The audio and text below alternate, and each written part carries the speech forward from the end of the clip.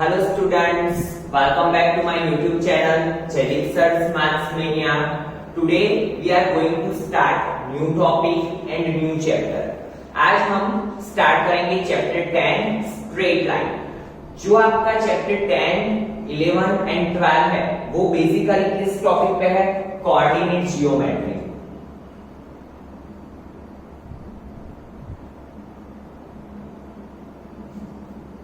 Coordinate geometry के topic को 3 part में डिवाइड किया हुआ है. तो अभी जो हम पढ़ने वाले हैं वो है स्ट्रेट लाइन, और उसके बाद हम जो पढ़ेंगे वो पढ़ेंगे कॉनिक सेक्शंस.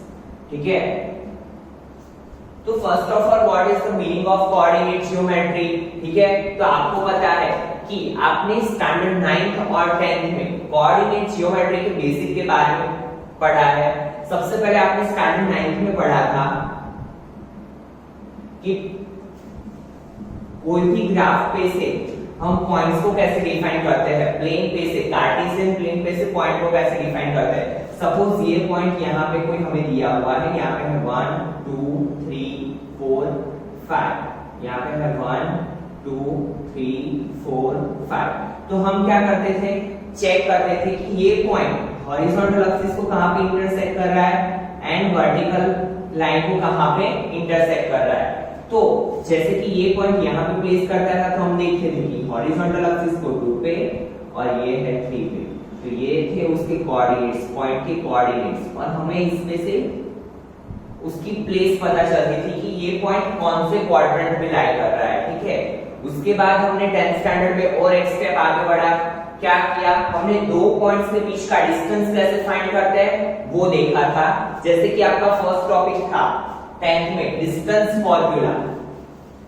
तो सबसे पहले हम 10th का बेसिक रिवाइज करेंगे और उसके बाद हम आपके 11th के टॉपिक स्ट्रेट लाइन पे जाएंगे. तो सबसे पहले 10th में आपने जो पढ़ा है वो एक बार हम रिवाइज कर लेते हैं. तो सबसे पहला टॉपिक हमारा था 10th में डिस्टेंस फॉर्मूला.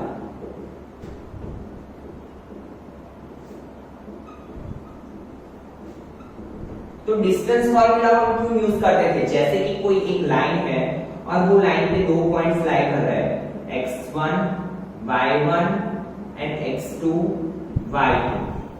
तो अगर सपोज ये है पॉइंट A, ये है पॉइंट B, तो मुझे अगर ये दोनों के बीच का डिस्टेंस फाइंड करना है, distance between this to points, तो हम वो डिस्टेंस फाइंड करने के लिए डिस्टेंस फॉर्मूला का यूज करते थे. क्या था? AB is equal to square root के अंदर x2 माइनस x1 का whole square plus y2 minus y1 का होल स्क्वायर. ठीक है. ये था हमारा distance formula, where x1 and x2 are coordinates of point, y1 and y2 are also y coordinate of points. ठीक है. तो इस पर से हम कोई भी दो पॉइंट्स के बीच का डिस्टेंस इजीली फाइंड कर सकते हैं. ठीक है. उसके बाद हमने एक चीज देखी थी, नेक्स्ट टॉपिक था आपका 10th में सेक्शन फॉर्मूला.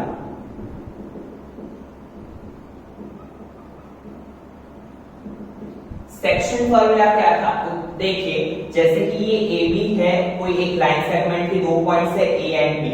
वही लाइन सेगमेंट पे कोई अगर एक और पॉइंट को P ऑफ XY, तो हम ऐसा बोलते थे कि point P divides AB, line segment AB from A in ratio m to n. क्या इसका मतलब क्या हुआ? सेक्शन फॉर्मूला कब यूज करते थे? कोई एक लाइन सेगमेंट के दो पॉइंट्स के बीच में कोई एक और पॉइंट हो और वो लाइन सेगमेंट को दो पार्ट्स में या तीन पार्ट्स में या चार पार्ट्स में डिवाइड कर रहा हो, तो उसके लिए हम किसका यूज करते थे? Section formula. जैसे कि यहाँ पे क्या लिखते थे? Point P of XY divides line segment AB. क्योंकि पॉइंट P क्या कर रहा है? लाइन सेगमेंट AB के दो पार्ट्स कर रहा है, एक तो AP एंड दूसरा वाला है PB. Divide line segment AB from A. कौन सी साइड से डिवाइड कर रहा है? From A in m ratio n. तो ये कोऑर्डिनेट्स हम कैसे फाइंड करते थे? तो इसके लिए इक्वेशन था P of XY is equal to mx2 plus nx1 upon m plus n my2 plus ny1 upon n plus n। देखिए ये इक्वेशन पे से हमें दो चीजें मिल सकती थी, या तो अगर हमें p के पॉइंट्स फाइंड करना है तो वो पॉइंट्स भी हमें मिल सकते हैं, या फिर हमें ये रेशियो फाइंड करना है। अगर ये पॉइंट्स दिया है और रेशियो हमें फाइंड करना है तो रेशियो भी हमें ये सेक्शन फार्मूला से मिल सकता है। ठीक है, तो सेक्शन फार्मूला हम इसलिए यूज करते थे। उसके बाद का नेक्स्ट टॉपिक था आपका मिड पॉइंट फार्मूला।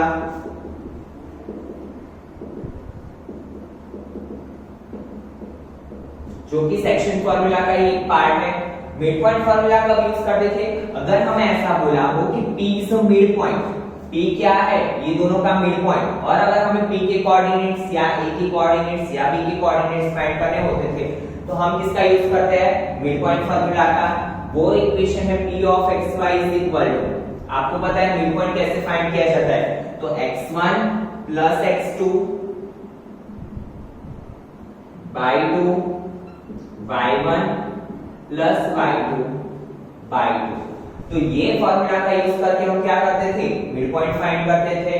ठीक है, और उसके बाद लास्ट टॉपिक था आपका कि एरिया ऑफ ट्राइंगल। कोई ट्राइंगल के आपको कोऑर्डिनेट्स दिए हो और उसका आपको अगर एरिया फाइंड करना है तो उसके लिए एरिया ऑफ ट्राइंगल के लिए भी एक इक्वेशन था, एरिया ऑफ ट्राइंगल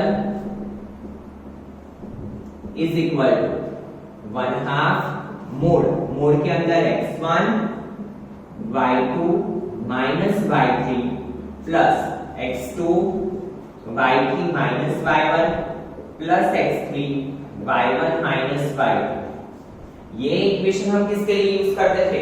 अगर हमारे पास कोई ट्राइंगल के कोऑर्डिनेट्स है like a is 3 4, b is 2 5 and c is 5 7, और हमें ये ट्राइंगल का एरिया फाइंड करना है। ये इन कोऑर्डिनेट से जो ट्राइंगल फॉर्म हो रहा है उसका अगर हमें एरिया फाइंड करना है तो हम ये वाली इक्वेशन का यूज करते थे। ठीक है, तो ये तो बात हुई स्टूडेंट्स स्टैंडर्ड 10 की, जो आप ऑलरेडी पढ़ चुके हो। ठीक है, तो ये बेसिक का हम 11th में भी यूज करने वाले हैं, इसलिए मैंने आपको फिर से एक बार रिवाइज करवा दिया। नाउ बात करते हैं स्टैंडर्ड 11th की। स्टैंडर्ड 11th में कौन से नए टॉपिक्स है जो हम पढ़ने वाले हैं? तो चलिए स्टार्ट करते हैं। फर्स्ट टॉपिक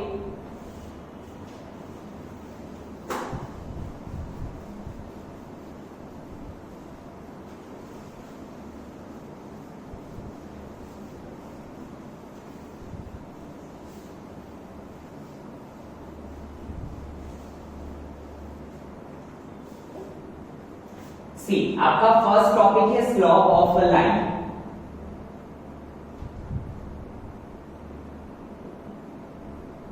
तो सबसे पहले आपको ये पता होना चाहिए कि what is the meaning of slope. ठीक है, तो अगर हम सिंपल लैंग्वेज में बोलने चाहे तो आपने ऐसा देखा होगा, ब्रिज देखा होगा। ठीक है, तो ब्रिज का ये जो चढ़ाव या उतार जो होता है ये इसे हम क्या बोलते हैं? स्लोप। ठीक है, जैसे कि ये हॉरिजॉन्टल एक्सिस के साथ ये जो चढ़ाव या उतार होता है, इंक्लिनेशन होता है, इसे हम क्या बोलते हैं? Slope of a line. Slope of a line. Like अगर आपके घर के बाहर काफी सारे के घर के बाहर जैसे कि क्या व्हीकल ले जाने के लिए घर में या बाहर लाने के लिए क्या करते हैं? एक रैंप जैसा बनाते हैं ये रोड के साथ, तो ये जो होता है इसे हम क्या बोलते हैं? स्लोप। ठीक है, तो ये स्लोप ऑफ लाइन कैसे फाइंड किया जाता है? ठीक है, ये एंगल कैसे फाइंड किया जाता है उसकी बात करेंगे हम। तो देखिए यहाँ पे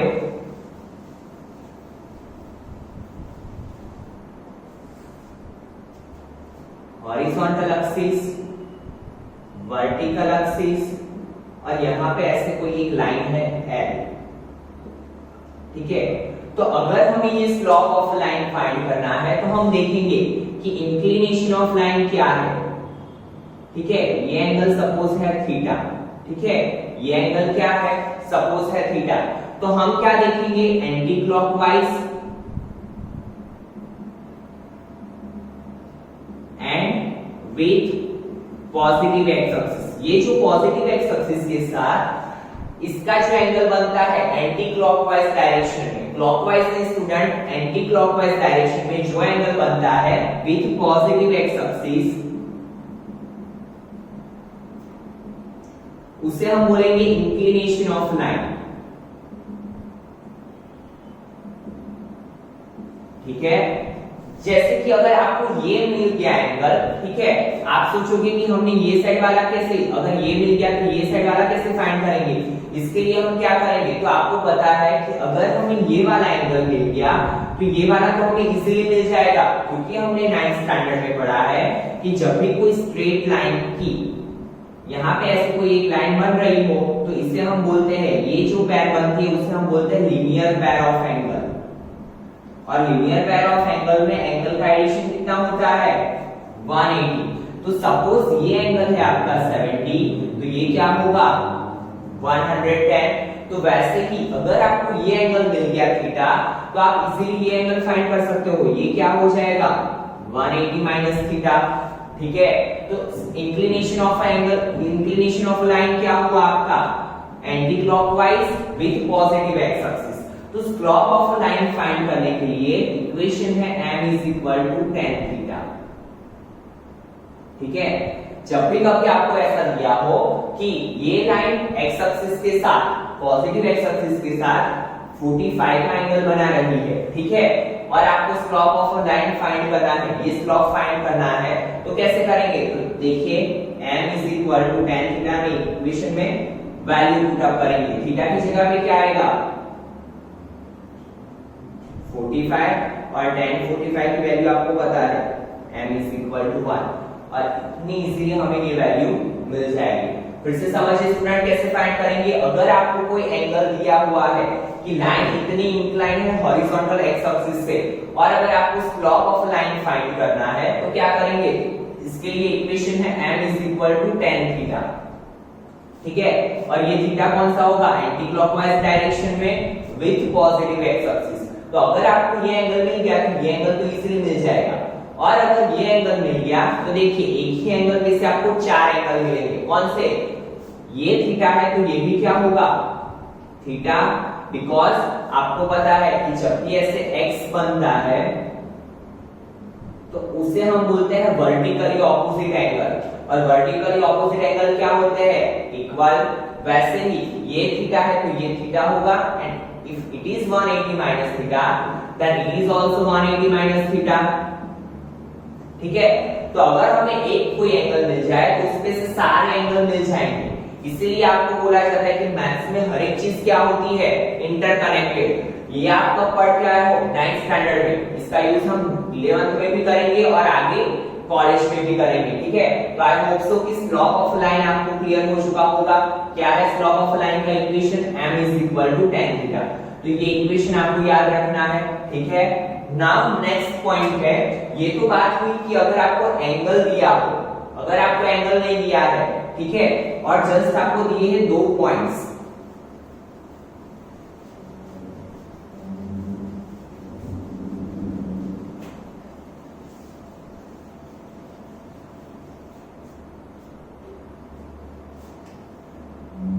अगर हमने एंगल नहीं दिया है और ऐसा पूछा है स्लोप ऑफ अ लाइन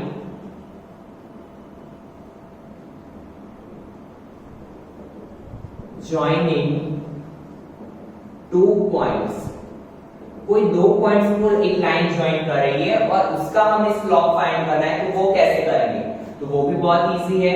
चलिए मैं आपको डेरिवेशन के साथ एक्सप्लेन करूंगा ताकि आपको रट्टा ना मारना पड़े और इजीली समझ में भी आ जाए, ठीक है।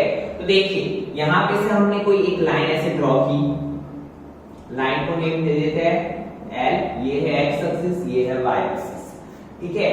नाउ सपोज ये एंगल क्या है, थीटा, ठीक है। हमें किसका स्लोप फाइंड करना है, slope of line joining 2 points. तो यही लाइन पे कोई 2 पॉइंट्स हम ले लेते हैं, suppose point P, point Q।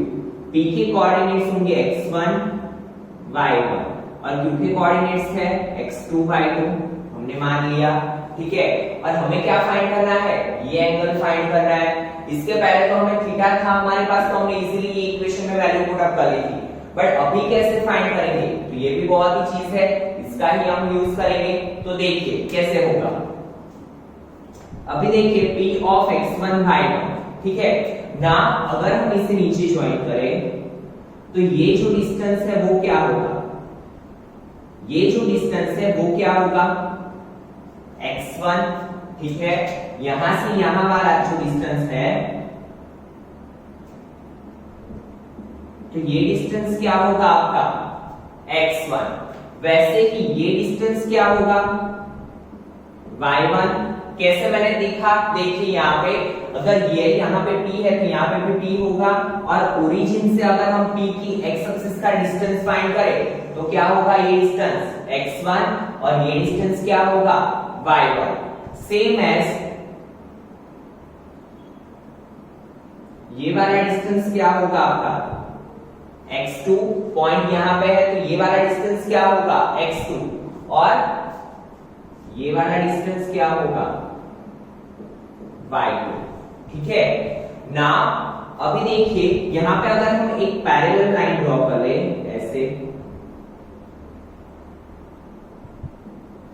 ठीक है, तो देखिए अगर ये एंगल थीटा है तो ये एंगल भी क्या होगा थीटा।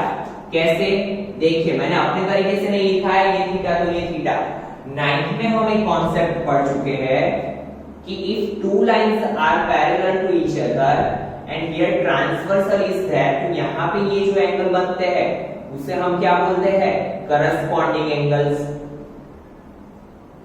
और करस्पॉन्डिंग एंगल्स क्या होते हैं equal. If it is 40 then it is also 40। तो यहाँ पे भी वही चीज है, यहाँ पे हमने पैरेलल लाइन ड्रॉ की, तो अगर ये एंगल थीटा है तो ये भी क्या होगा थीटा। ठीक है, तो आई होप सो आपको यहाँ तक क्लियर हो चुका है ना।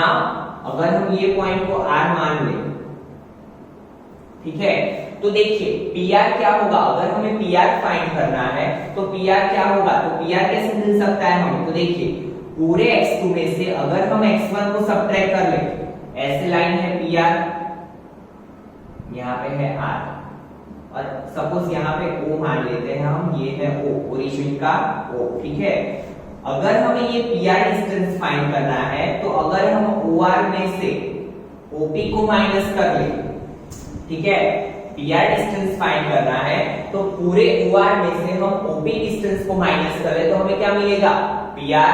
ठीक है, तो देखिए OR क्या है x2 एंड OB क्या है x1। ठीक है, तो यहाँ पे मैं लिख लेता हूं PR इज इक्वल टू क्या होगा x2 माइनस x1। ठीक है, PR इज इक्वल टू क्या होगा, पूरे x2 में से मैंने क्या सब्ट्रैक्ट किया x1। ठीक है, वैसे ही अगर मुझे QR फाइंड करना है तो देखिए OQ में से ऐसे है, ये है ओरिजिन, यहाँ पे है Q और यहाँ पे है R। तो अगर मुझे QR फाइंड करना है, क्योंकि यहाँ पे राइट एंगल ट्रायंगल बन रहा है तो मैं ये ट्रायंगल की ही बात कर रहा हूँ अभी। जैसे कि मुझे ये QR फाइंड करना है तो मुझे क्या करना पड़ेगा, OQ में से OR को सब्ट्रैक्ट करना पड़ेगा। पूरे OQ में से मैं क्या करूंगा, OR को सब्ट्रैक्ट करूंगा। तो देखिए QR इज इक्वल टू क्या होगा y2 माइनस y1।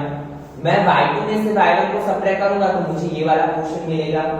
ठीक है, तो देखिए अभी यहाँ पे मेरा काम कंप्लीट हो गया। कैसे, तो अभी देखिए जैसे कि हमारे पास इक्वेशन था m is equal to tan theta. ठीक है, अभी हम बात करते हैं slope of line joining two points. तो यही इक्वेशन का हम यूज करेंगे। कैसे, m is equal to equation क्या है tan थीटा। तो देखिए यहाँ पे अगर यहाँ पे हम ये ट्रायंगल में tan थीटा को अप्लाई करते हैं, in triangle PQR tan theta को अप्लाई करते हैं, तो tan थीटा का इक्वेशन आपको पता है क्या होता है, ऑपोजिट अपॉन एडजेसेंट साइड, या फिर इन अदर वर्ड्स हम बोले तो परपेंडिकुलर अपॉन बेस। तो देखिए परपेंडिकुलर क्या है QR एंड बेस क्या है PR। ठीक है, QR की वैल्यू क्या है हमने ऑलरेडी फाइंड कर ली है y2 minus y1 and PR की वैल्यू क्या है x2 माइनस x1। तो ये हमारा बन गया इक्वेशन। अगर आपको ये कुछ भी समझ में नहीं आया है तो आप सिर्फ ये इक्वेशन याद रखोगे। ठीक है, कि m is equal to y2 minus y1 upon x2 minus x1। और ये इक्वेशन हम कब यूज करेंगे, जब हमें क्या फाइंड करना हो, slope of a line joining two points, दो पॉइंट्स दिए हैं और उसका हमें स्लोप फाइंड करना है, तभी हम ये इक्वेशन का यूज करेंगे, ठीक है। और अगर आपको ये डेरिवेशन समझ में आया है तो बहुत ही अच्छी बात है, बहुत ही सिंपल सा डेरिवेटिव है, ठीक है। अगर एक बार में पता नहीं चल रहा है तो फिर से वीडियो को रिवाइज करके देखिए, ताकि चीजों को रट्टा मारने से बेटर है कि हम समझ के उसको अप्लाई करें, ठीक है। तो ये बात थी slope of a line joining two points. Now बात करते हैं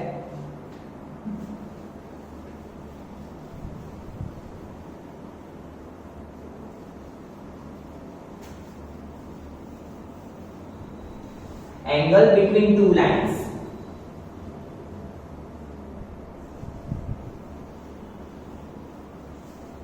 देखिए हम ये एक ही इक्वेशन का यूज करके अलग अलग इक्वेशंस बनाएंगे। अगर आपको कोई ऐसी चीज दी हुई है, दो टू लाइंस दी हुई है और उसके बीच का एंगल फाइंड करना है, तो वो कैसे करेंगे, चलिए देखते हैं। वो भी डेरिवेशन के साथ देखते हैं।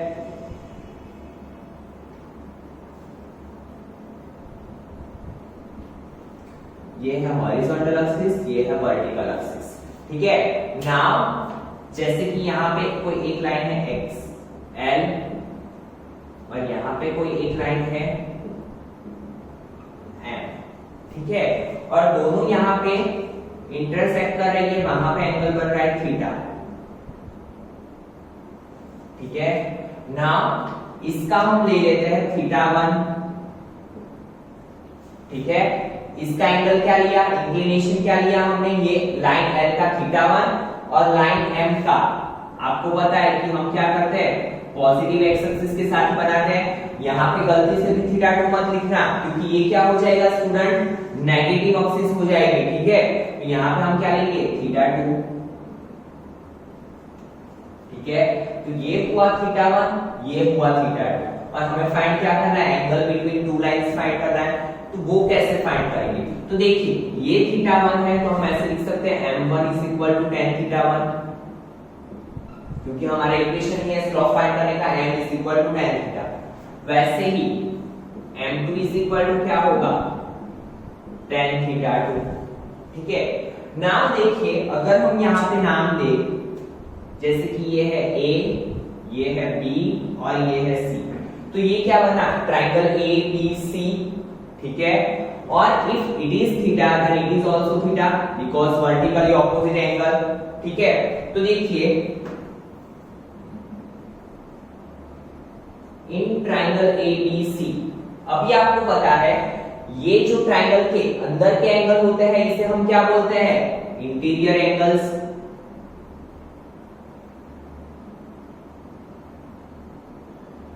और ये वाला जो एंगल है उसे हम क्या बोलेंगे, एक्सटीरियर एंगल, ठीक है। तो सी स्टूडेंट, एक्सटीरियर एंगल जो होता है वो क्या होता है, ऑपोजिट साइड के जो इंटीरियर एंगल्स होते हैं उसके एडिशन जितना होता है। दैट मींस अगर हमें ये थीटा 2 की वैल्यू फाइंड करनी है, तो अगर हमारे पास ये दो एंगल है, तो ये दो एंगल के एडिशन जितना ही होगा थीटा 2, तो थीटा 2 इज इक्वल टू क्या लिखेंगे हम, थीटा 1 प्लस थीटा, ठीक है।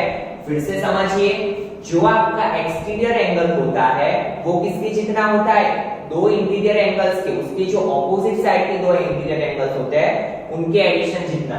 दैट्स व्हाई मैंने क्या लिखा, theta 2 is equal to theta 1 plus theta, ठीक है। तो थीटा इज इक्वल टू क्या होगा, थीटा 2 माइनस थीटा 1, ठीक है। बट जब भी हमारी एंगल की बात आती है तो हम क्या करते हैं, tan अप्लाई करते हैं। तो हम दोनों साइड अगर tan अप्लाई करें तो यहाँ पे क्या होगा, tan theta is equal to tan theta 2 minus theta 1। क्या किया मैंने, दोनों साइड tan अप्लाई किया। नाउ सी, tan थीटा की जगह पे हम क्या लिख सकते हैं, m, ठीक है, because tan theta is equal to क्या है, m, या फिर आप tan थीटा भी रख सकते हो ना। ये तो हमारा ट्रिग्नोमेट्रिक इक्वेशन है जो अभी हमने देखा था, tan अल्फा माइनस बीटा, तो इसका इक्वेशन क्या है, tan alpha minus tan beta upon, यहां पे माइनस है तो नीचे क्या होगा, 1 plus tan alpha into tan beta.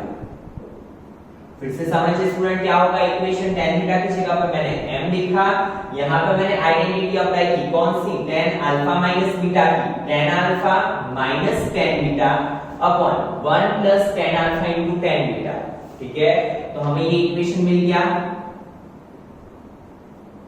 But ये तो बात हुई हमारी ये वाले एंगल के लिए, ये वाला होगा उतना ही ये होगा, बट अगर इस साइड वाला एंगल हमें फाइंड करना पड़ा तो इसके लिए क्या होगा, तो आपको पता है if it is theta then it is 180 minus theta. ठीक है, क्या होगा, अगर ये थीटा है तो ये क्या हो जाएगा 180 माइनस थीटा। तो हम यहाँ पे थीटा की जगह पे क्या रखेंगे 180 माइनस थीटा। तो देखिए tan थीटा की जगह पे मैं क्या रखूंगा 180 minus theta is equal same यहाँ पे होगा tan theta 2 minus tan theta 1 upon 1 plus tan theta 2 into tan theta 1। तो डिफरेंस कहां पे आएगा, अभी यहां पर हमें चेक करना पड़ेगा 180 मींस क्या होता है पाई। तो देखिए आपको पता है कि पाई कहां पे होता है, यहां पे पाई माइनस, दैट मींस हम कहां पे आ गए इन सेकंड क्वाड्रेंट, और सेकंड क्वाड्रेंट में क्या होता है tan माइनस, दैट मींस यहां पे क्या हो जाएगा माइनस tan थीटा। तो हम ये माइनस को इस साइड दे दे तो यहाँ पे क्या हो जाएगा minus tan theta 2 minus tan theta 1 upon 1 plus tan theta 2 into tan theta 1। ठीक है, तो यहाँ पे मैंने क्या किया, ये जो माइनस था उसे ऑपोजिट साइड में दे दिया। ठीक है, और यहाँ पे तो m के लिए हमें प्लस में भी आंसर मिला माइनस में भी आंसर मिला। ठीक है, तो m का इक्वेशन कैसे बनेगा, यहाँ पे मैं लिख देता हूं angle between two lines is equal to m is equal to क्या होगा, प्लस और माइनस ना लिखना हो तो मोड करके क्या लिख सकते हो, क्या लिखोगे, क्या मिला इक्वेशन tan थीटा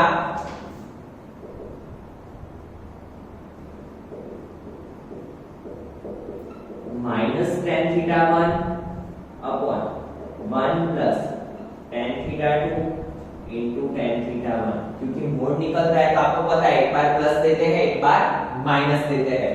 ठीक है, तो बहुत ही इजी इक्वेशन था, सिर्फ और सिर्फ हमने क्या किया ट्रायंगल की आइडेंटिटीज और ट्रायंगल की प्रॉपर्टीज का यूज किया। ठीक है, तो ये हुआ आपका तीसरा इक्वेशन। इसके बाद एक और टॉपिक देख लेते हैं। ठीक है, और इसके बाद आपका बेसिक खत्म हो जाएगा।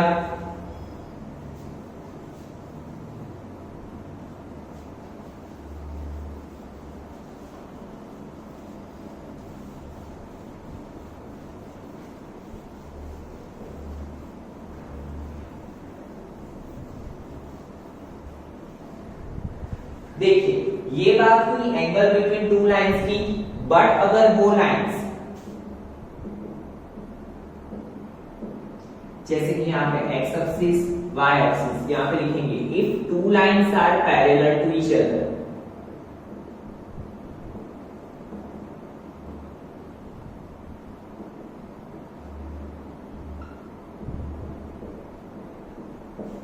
ठीक है, जैसे कि यहाँ पे x एक्सिस है, हम जो यहाँ पे दो लाइन के बीच का एंगल फाइंड किया, अगर वो दो लाइन एक दूसरे को पैरेलल है, जैसे कि ये लाइन एक यहाँ पे है एक लाइन यहाँ पे है, ठीक है, ये दो लाइन पैरेलल है तो यहाँ पे तो देखिए कोई एंगल बन ही नहीं रहा है। ठीक है, इंक्लिनेशन हो ही नहीं रहा है, that means theta is equal to क्या होगा 0। ठीक है, कोई एंगल अगर बन ही नहीं रहा है, एंगल यहाँ पे x एक्सिस के साथ हमारा बनना चाहिए, पैरेलल कब होगी कि यहाँ पे एंगल क्या है 0, कोई एंगल ही नहीं बन रहा है। ठीक है, दैट मींस क्या है थीटा इज इक्वल टू 0। ठीक है, तो जब भी दो लाइंस पैरेलल हो तो क्या होगा m1 is equal to m2। किस हिसाब से वो भी देख लेते हैं, चलिए कुछ भी हमें रट्टा मारने की जरूरत नहीं है। यहाँ पे m इज इक्वल टू क्या है tan थीटा, और हमारा इक्वेशन क्या था, यहाँ पे ऐसे भी लिख सकते हैं m2 minus m1 upon 1 plus m2 into m1। मैंने क्या लिखा tan थीटा 2 की जगह पे m2, tan थीटा 1 की जगह पे m1 upon 1 plus m1 into m2। इसका ये और में इक्वेशन लिख लेना, क्योंकि आपको पता है कि tan थीटा 2 को हम m2 into 1 plus m1 into m2, ठीक है। अभी देखिए थीटा क्या है 0, क्यों? क्योंकि पैरेलल लाइन कोई भी एंगल बनाती नहीं है हॉरिजॉन्टल एक्सिस के साथ, तो tan 0 थीटा की जगह पे क्या रखेंगे 0 m2 minus m1 upon 1 plus m2 into m1, ठीक है। नाउ सी tan 0 की वैल्यू क्या है 0, ठीक है। अभी मोड़ हटाते तो आपको पता है कि प्लस माइनस देते हैं, बट 0 में तो ऐसा कुछ होगा नहीं कि प्लस 0 माइनस 0, तो हमने क्या किया 0 is equal to m2 minus m1 upon 1 plus m1 into m2। Now denominator 0 के साथ कहां पे जाएगा मल्टीप्लिकेशन में, तो ये पूरा टर्म क्या हो जाएगा 0, तो यहाँ पे क्या बना 0 is equal to m2 minus m1। Now ये m1 को इस साइड ले लो, तो m1 इज इक्वल टू क्या हो गया m2। तो ऐसे हमारी एक आइडेंटिटी बन गई, एक प्रॉपर्टी बन गई क्या, if two lines are parallel to each other, तो आपको डायरेक्टली क्या कर लेना है m1 is equal to m2, ठीक है। कैसे हुआ वो भी मैंने आपको दिखा दिया। Now second property, if two lines are perpendicular to each other, तो देखते हैं क्या होता है। अगर दो लाइन एक दूसरे को परपेंडिकुलर है, परपेंडिकुलर का मीनिंग क्या होता है सबसे पहले तो आपको पता है कि 90 डिग्री का जो एंगल बनता है उसे हम क्या बोलते हैं परपेंडिकुलर। तो अगर कोई दो लाइंस एक दूसरे को 90 डिग्री पे इंटरसेक्ट कर रही है तो हम क्या करेंगे, देखिए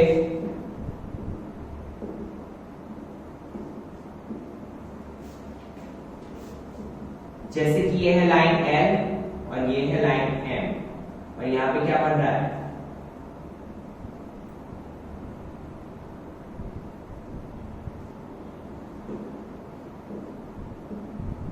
ये है L, ये है M, यहाँ पे क्या बन रहा है 90 डिग्री का angle, that means perpendicular to each other, ठीक है। दैट मींस थीटा की वैल्यू क्या आई 90 डिग्री, ठीक है। तो हम क्या करेंगे, ये इक्वेशन में थीटा की जगह पे क्या रखेंगे 90 डिग्री। तो देखिए हमारा इक्वेशन क्या था, tan theta is equal m2 minus m1 upon 1 plus m1 into m2, ठीक है। नाउ थीटा की जगह पे क्या रखेंगे हम 90,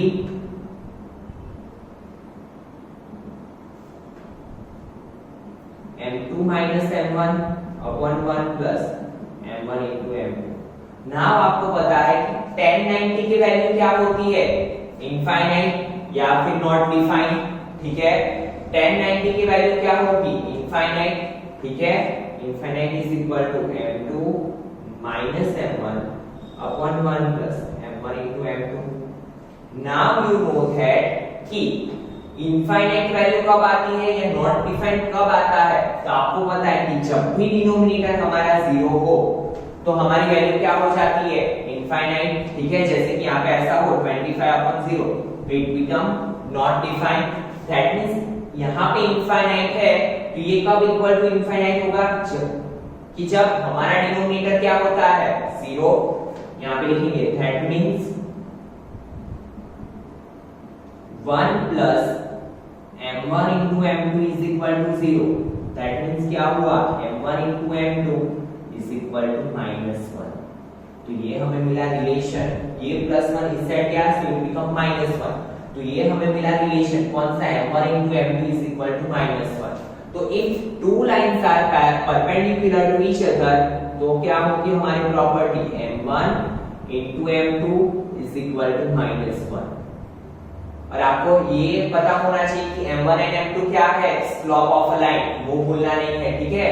तो हमने 5 प्रॉपर्टीज या फिर आप आइडेंटिटी बोलना चाहो तो आइडेंटिटीज 5 प्रॉपर्टीज के बारे में देखा। फिर से एक बार रिवाइज कर लेते हैं पूरा लेक्चर का और in next lecture we will start exercise 10.1 और वो एक्सरसाइज ये 5 ही टॉपिक पे है, तो अच्छे से ध्यान दीजिएगा।